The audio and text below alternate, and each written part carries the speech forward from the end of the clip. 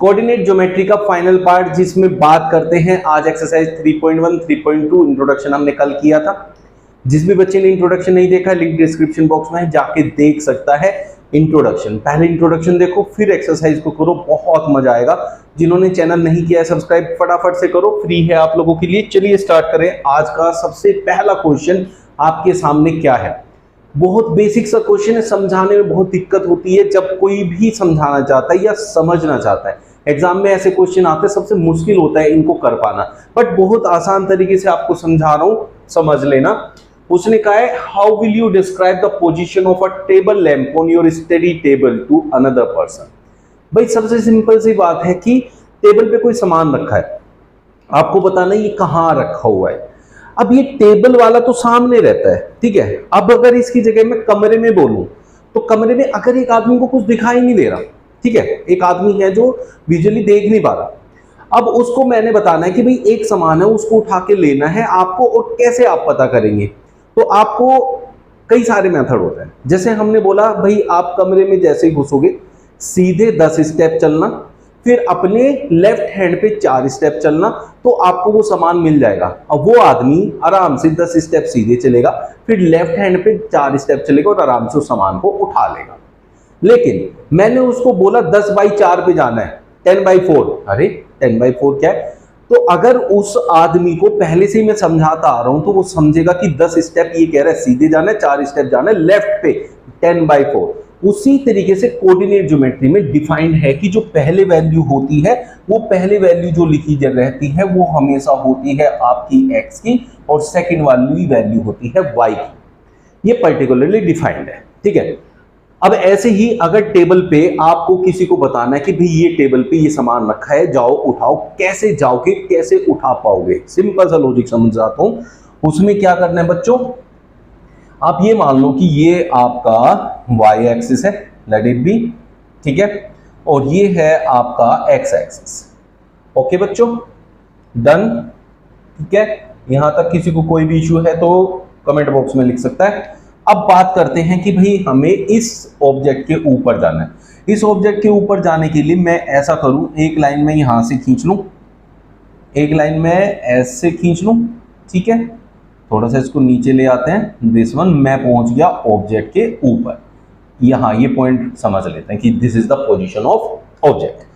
अब similar way में मुझे यहां से यहां देखो बच्चों, ये मैं उसी पोजीशन पे पहुंच गया जिस पोजीशन पे एक्चुअली में मुझे पहुंचना है, ठीक है। ये तरीका होता है ऑब्जेक्ट पे पहुंचने का। अब हमने माना कि दिस इज द डिस्टेंस जो a सेंटीमीटर पे है and this distance is on b centimetre, ठीक है। अब ये b सेंटीमीटर है कि ये x एक्सिस से कितने ऊपर है, कितने ऊपर है, b सेंटीमीटर ऊपर है, और ये y एक्सिस से कितना दूर है, a सेंटीमीटर दूर है। तो जो x एक्सिस से ऑब्जेक्ट की डिस्टेंस होती है ऊपर की तरफ, x एक्सिस से कितना ऊपर है, that is the value of y। और y एक्सिस से वो कितने दूर है, y एक्सिस से कितने डिस्टेंस पे है, that is the value of x। तो अगर इस पोजीशन को समझाना है, this is the position a, b, means ये x की वैल्यू है, यहां से यहां तक a सेंटीमीटर है, and this is the value of b, y, that is b centimetre ऊपर होगा ओरिजिन से। क्लियर हो गया? लाइक दिस आप जो भी क्वेश्चन है उसको सॉल्व कर सकते हैं एग्जाम्स के अंदर, ठीक है। अब आपको उसने कहा था how will you describe the position of table on your study table. तो आपको बोलना है you have to move a centimetre away from x axis and have to move b centimeter above the x axis, means you have to move b centimeter on y axis. Therefore the point is a, b। ये है आपका coordinate geometry की language में इसका answer. किसी को फिर भी कोई डाउट आता है कमेंट बॉक्स में लिखना, नेक्स्ट क्लास में उसको जरूर इंक्लूड करेंगे जो भी आपका डाउट होगा। चलो अब दूसरे क्वेश्चन पे आते हैं। दूसरा क्वेश्चन, पहले क्वेश्चन समझाऊंगा उसके बाद स्टेप बाय स्टेप आपको बताऊंगा। City has 2 main roads which crosses each other at the center of the city। दो रोड है, वो सेंटर पे कहीं सिटी के उनको क्रॉस करते हैं, लाइक दिस। मान लिया ये ऐसे क्रॉस करते हैं, ठीक है बच्चों। अब उसने कहा these two roads are along north south direction and east west। ये ना ईस्ट वेस्ट, और ये रहा नॉर्थ एंड साउथ। चलिए, तो ये वो सिटी का सेंटर है जिस सेंटर की वो बात कर रहा है। अब उसने कहा all other streets of the city run parallel to these roads and are 200 metre apart. हर एक रोड ऐसे पैरेलली जाती है और सबके बीच में जो डिस्टेंस है दैट इज 200 मीटर, सब में 200 मीटर का गैप है। Draw model of the city on your notebook. इसमें भी ऐसे भी ये पैरेलल ऐसे ही जा रहा है और सब में 200 मीटर का गैप है बच्चों, ठीक है, ऐसे बन गया। अब उसने there are many cross street in your model, a particular cross street is made by two streets, one running in the north south and other in east west direction. Each cross street is referred to in the following manner. If the second street running in the north south, second in north south, north south ये रहा second वाली, तो ये वाली line की बात हो रही है भाई, ठीक है। And north east, each cross street is referred to in the following manner. If the second street running in north south direction and fifth in the east west, east west में कौन सी है? Fifth, first, second, third, fourth, fifth, ये रही भाई, ठीक है, इसके ऊपर आएगी। फर्स्ट इसको लेंगे, सेकंड इसको, थर्ड इसको, फोर्थ इसको, फिफ्थ इसको फर्स्ट नहीं लेंगे, जो मैंने फर्स्ट बोला था दिस इज द ओरिजिन, ठीक है। 1 2 3 4 5, तो दिस इज 2,5। अब ये उसने यही समझाना चाह रहा है इसके अंदर कि ये 2,5 होगा कि x मतलब जो आपका इतने डिस्टेंस पे है, ये 2 डिस्टेंस पे है यहां, तो 400 मीटर हो गया, तो इसके ऊपर जाना है फिफ्थ लेन में, ये रहा 2,5, that is x, that is y। इस तरीके से आपको समझाना है। अब इसी कॉन्सेप्ट को यूज करके आपको फाइंड करनी है कुछ वैल्यूज। उसने कहा how many cross streets can be referred to as 4,3, 4,3 करना है, मतलब x पे आपको फोर्थ नंबर पे जाना है। Let this be origin, this is first, second, third, fourth. अब हमें यहां आना है, x पे तो हमें यहां आना है, ऐसे चल के यहां आना है, लेकिन यहां से लेफ्ट राइट कितना जाना है? 3 जाना है, 3 ऊपर की तरफ जाना है, तो फर्स्ट, सेकंड, थर्ड, तो मुझे यहां जाना है। ये वाला पॉइंट या समझाने के लिए मैंने लिया कि कहां से आपको इधर जाना है, यहां जाना है। दिस इज द पॉइंट जो आप कहेंगे 4,3। समझ में आ गया बच्चों? इस टाइप से आप डिफाइन करते हैं। How many cross streets can be referred to as 3,4। कितनी ऐसी स्ट्रीट्स हैं जो इसको डिफाइन करेगी? सिर्फ एक स्ट्रीट है, एक पॉइंट है मतलब। और यहां how many cross streets can be referred to as 3,4। 3,4 मतलब x पे 3 जाना है, 1 2 3, और इधर 4, 1 2 3 4, यहां जाना है बच्चों। आपको समझ में आया? और जो पीछे इसमें क्वेश्चन में यहां समझाया था 2,5, तो 2,5 कहां होगा? 2 1 2 3 4 5, ये 2,5 है, ये आपका 3,4 है बच्चों, और ये 4,3 है। तो इस तरीके से आप डिफाइन कर सकते हैं और आप इस टाइप के क्वेश्चन का आंसर बच्चों दे सकते हैं। कोई डाउट है तो कमेंट बॉक्स में लिख सकते हैं। अब एक्सरसाइज 3.2 पे जाते हैं। इसके क्वेश्चंस जो है उसके कॉन्सेप्ट पे आगे, भाई पूरा कॉन्सेप्ट फर्स्ट एक्सरसाइज में फिर से दोबारा से उसने पूछा था, वो हमने समझा दिया। 3.2 में उसके क्वेश्चंस करने हैं। Write the answer of each of the following questions. What is the name of horizontal and vertical lines drawn to determine the position of any point in the Cartesian plane? अब Cartesian plane में जो ये line होती है बच्चों, this is called x axis, ये x axis होती है, और जो vertical लाइन होती है जिसको हम ऐसे डिफाइन करते हैं, ये y axis कहलाता है। और इसको पूरा नाम क्या दिया जाता है? y origin, y dash, तो इसे कहते हैं y o y dash, और इसको कहते हैं x डैश ओरिजिन, तो x o x डैश। ये पॉजिटिव x है, ये नेगेटिव x है, पॉजिटिव y है, नेगेटिव y है। क्लियर हो गया बच्चों?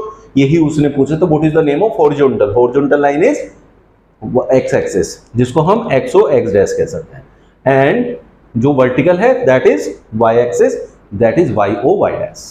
Second question, What is the name of each part of the plane formed by these two lines? इन दो लाइन से कितने पार्ट्स में डिवाइड हो गए ये प्लेन? 4 पार्ट्स में। देखो 4 हिस्से बन गए इसके। ये पूरा एक पेपर था सपोज करें, और अब हमने इसको कितने पार्ट्स में डिवाइड कर दिया? 4। तो this is called first, second part, third part and fourth part. और इन पार्ट्स का नाम क्या होता है? क्वाड्रेंट्स। क्वाड्रेंट्स क्यों कहा हमने? क्योंकि ये 4 पार्ट्स में डिवाइड हुआ, and each part is called quadrant, means 1/4 of the whole. Therefore, it is called quadrant. First quadrant, second, third, and fourth. Write the names of the point where these two lines intersect. जहां ये दोनों line intersect करती है वहां x की value भी 0, y की value भी 0, इसलिए इसका नाम रखते हैं ओरिजिन। मींस लाइन का ओरिजिन हुआ है यहां से। यहां से आपकी लाइन बननी स्टार्ट हुई, दिस इज ओरिजिन। अब x की वैल्यू इधर बढ़ती जाएगी पॉजिटिव वे में, इधर नेगेटिव वे में, इधर कम होती जाएगी, मैक्सिमम यहां होगी, ये एक्स y और ये नेगेटिव y। तो मींस यहां से ओरिजिन हुआ नंबर्स का, यहां से हमने स्टार्ट किया, ये हमारा स्टार्टिंग पॉइंट है, that's why it is called origin. Clear हो गए तीनों क्वेश्चन। अब नेक्स्ट क्वेश्चन देखते हैं। See the given figure and write the following the coordinates of B C. अब फिगर का है, फिगर पे चलते हैं, ठीक है। पहले हम फिगर पे आ जाते हैं। अब यहां हमसे किस किस के बारे में पूछा है, हम उसकी बात करेंगे। सबसे पहले बात की है कोऑर्डिनेट ऑफ बी, बी ढूंढो, इसकी बात करी है। ये फर्स्ट क्वेश्चन हो गया भाई, मैं ऐसे लिख देता हूं, कोऑर्डिनेट्स ऑफ सी, सी के कोऑर्डिनेट। ये सेकंड क्वेश्चन है बच्चों, ठीक है। Point identified the coordinates 3 -3, -5। पहले ये दो क्वेश्चन कर लेना। उसने कहा कोऑर्डिनेट्स बताओ बी के, जब x एंड y दोनों की वैल्यू साथ में लिख देते हैं ब्रैकेट के अंदर, that is called coordinate. x की वैल्यू को एब्सिसा कहते हैं, y की वैल्यू को ऑर्डिनेट कहते हैं। तो हमें दोनों को लिखना है क्योंकि उसने पूछा है कोऑर्डिनेट, खाली एब्सिसा या ऑर्डिनेट नहीं पूछा, कोऑर्डिनेट पूछा, दोनों के बताने। अब यहां पहले जो वैल्यू होती है वो x की होती है और दूसरी वैल्यू y की होती है। x कैसे पता करेंगे कि इस लाइन पे ये कहां पे लाई करता है, ये करता है -5 पे लाई, तो दैट इज x वैल्यू। और y है कि ये x से कितने ऊपर है, x एक्सिस से कितने ऊपर, या y की किस वैल्यू के सामने, y की किस वैल्यू के सामने बच्चों, ये 2 के, तो y की वैल्यू इज 2। मींस सिंपल सा लॉजिक होता है, x की वैल्यू है x एक्सिस के कितने ऊपर या कितने नीचे, दैट इज y। y कितना है मतलब y निकलता है, x एक्सिस के कितने ऊपर होता है y, x एक्सिस के कितने नीचे है वो है y माइनस में, ठीक है। लेकिन y एक्सिस के कितना लेफ्ट है, that is x in minus, y axis के कितना राइट है, that is x in plus. तो यहां बात आ गई, तो हम x एक्सिस पे जितना चले दैट इज योर, किसके ऊपर है, दैट इज -5 इज x, और किसके सामने है इधर, दैट इज y। ऐसे सी के पॉइंट देखो, सी में हम ऐसे चले, ये किसके नीचे है, 5 के, तो सी का वैल्यू x की होगी 5 और किसके इधर सामने है, -5 के, तो y की वैल्यू हो गई -5। क्लियर हो गया बच्चों। नाउ उसने कहा -3 -5 को आप जो है ना इस पूरे उसमें फाइंड आउट करो। -3 -5 का मतलब है x जो है -3 है, x -3 पे जाता हूं, ठीक है, x ये रहा -3, समझना बच्चों, इसको बहुत अच्छे से समझना, x है ये रहा -3, ठीक है, और मुझे y लेना -5, y ये रहा मेरा -5।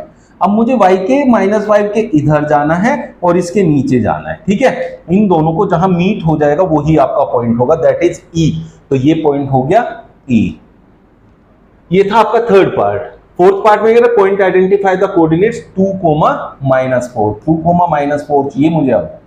तो अब मुझे क्या कहना है, 2, -4 का मतलब क्या है, 2, -4 का मतलब क्या है बच्चों, कि मुझे x की वैल्यू 2 लेनी है जो कि ये रही, और y की वैल्यू -4 लेनी है जो कि ये रही, इसके इधर जाना है और इसके नीचे। सर इसके इधर भी तो जा सकता हूं, जा सकते हैं, हमें क्या दिक्कत है, किधर भी जा सकते हैं, इधर के उधर भी, बट x की वैल्यू किधर है, उस साइड मूव करने, क्योंकि दोनों पॉइंट तो वहीं मिलेंगे ना जाके, तो इसलिए मैं यहां पे आया और इधर से यहां गया, दिस पॉइंट इज G, ठीक है। किसी को कोई भी प्रॉब्लम है तो कमेंट कर सकता है। Abscess of the point D, अब पहले D पॉइंट फाइंड करो कहां है, दिस इज द D। इसके कोऑर्डिनेट्स लिखते हैं, पहले x की वैल्यू फिर y की। x की वैल्यू है बच्चों 6 और y की वैल्यू है 2, ये है और तो आपका एब्सिसा, ठीक है बच्चों, और ये है ordinate.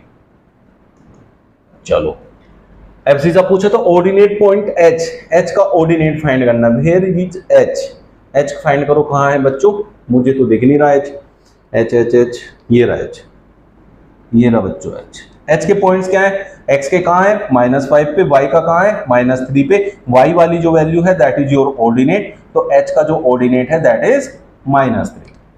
Coordinate of point L, coordinate पूछा है मतलब x y दोनों पूछा है, L का पूछा है, where is L, this is L। अब किसके ऊपर है वो, x की वैल्यू है तो 0 के ऊपर है, तो इसका मतलब x हो गया 0 एंड 5 के सामने दैट इज 5। तो अब आप देखो ये क्यों, कौन से एक्सिस पे आ रही है वैल्यू, बात को दोबारा से समझो, ये बी पॉइंट है ना, तो ये एक्स वाली लाइन पे है ना ही ये वाई लाइन पे है, ये क्वाड्रेंट में, लेकिन ये जो पॉइंट है L that is on Y axis, जब कोई पॉइंट y एक्सिस पे होगा वहां x की वैल्यू 0 होगी, और कोई x एक्सिस पे होगा तो उसमें y की वैल्यू 0 होगी। तो यहां x की वैल्यू 0 एंड y की वैल्यू जिस पॉइंट पे वो है दैट इज योर y। अब बात करते हैं कोऑर्डिनेट्स ऑफ पॉइंट m देखो अब ये क्या है, ये x एक्सिस पे लाई कर रहा है, it means y simple language में 0 होगा और x होगा -3 जहां ये पॉइंट बना हुआ है। ये था आपका कोऑर्डिनेट ज्योमेट्री की दोनों exercise. Anyone have any doubt तो कमेंट बॉक्स में लिख सकते हैं। इस चैप्टर में से सिर्फ यही आते हैं, पॉइंट या तो प्लॉट करने के लिए आएगा या गिवन पॉइंट के कोऑर्डिनेट्स फाइंड करने के लिए आएंगे। एक्स एक्सिस पे y 0 होता है, y एक्सिस पे जो है x 0 होता है। ये बात अपने दिमाग में सेट कर लेना। कोई भी पॉइंट जैसे ऐसे लाइन पे है y वाले पे ये, तो हम कहेंगे this is on y axis where x is 0। तो ऐसे करके आप लोग सब चीजें इसमें फाइंड कर सकते हैं। मिलते हैं फिर कल नए सेशन में। सेशन बढ़िया लगा तो लाइक करके जरूर जाना और चैनल को कर लेना सब्सक्राइब। थैंक्स टू ऑल, कल मिल रहे हैं।